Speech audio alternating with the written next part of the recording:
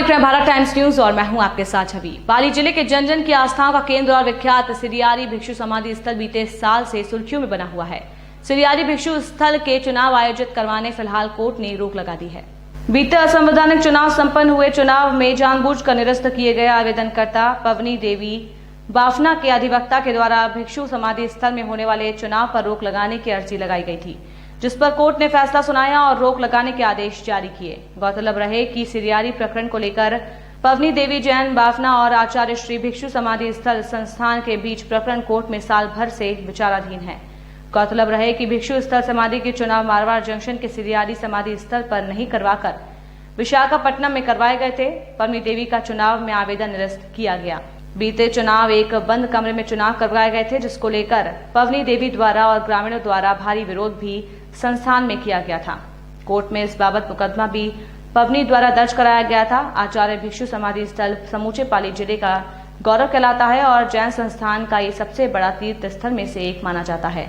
जन जन की आस्था का केंद्र ये भिक्षु स्थल आचार्य तुलसी की जन्मस्थली होने की वजह से जैन संप्रदाय में पूजनीय स्थल माना जाता है। यहाँ चुनाव प्रकरण को लेकर बीते साल भर से घमासान चल रहा है और कोर्ट में मुकदमा विचाराधीन है।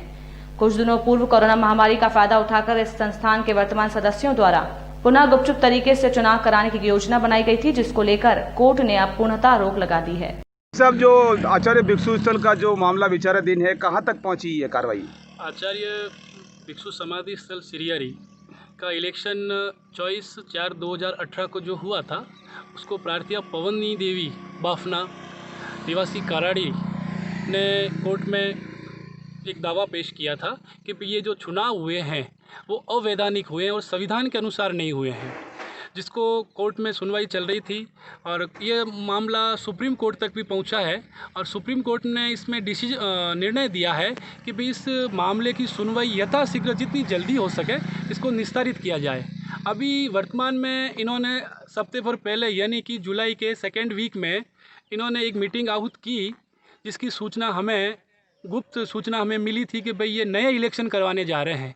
तो हमने न्यायालय में एक प्रार्थना पत्र प्रस्तुत किया CPC 151 का कि भाई अभी तक हमारा दावा और TI विचाराधीन है, उसके बावजूद भी नए इलेक्शन कैसे करवा सकते हैं ये कार्यकारिणी, क्योंकि ये कार्यकारिणी अध्यक्ष जो है अभी अवैधानिक। आचार्य भिक्षु समाधि स्थल संस्थान सिरियारी का चुनाव संबंधी न्यायालय से क्या फैसला आया है?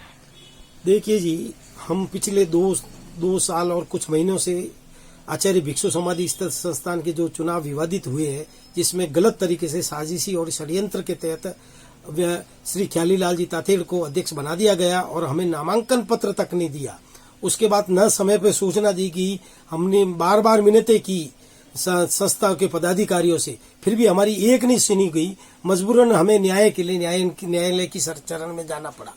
उसके बाद लगातार पेशियों पे भी मतलब ख्यालीलाल जी के वकील द्वारा लगातार किसी न किसी रूप के अड़िंगा डालते हुए समय पे कार्रवाई नहीं होने केस को लंबित कर रहे हैं और इसके लिए हमने कई बार उनसे विनती की, लेकिन उन्होंने बार बार वही कि आज ये प्रॉब्लम है, आज ये कोई न कोई तरीके से केस को लंबा कर रहे हैं। इसलिए अब अभी वो चुनाव कराना चाहते थे, हमें जो सुना है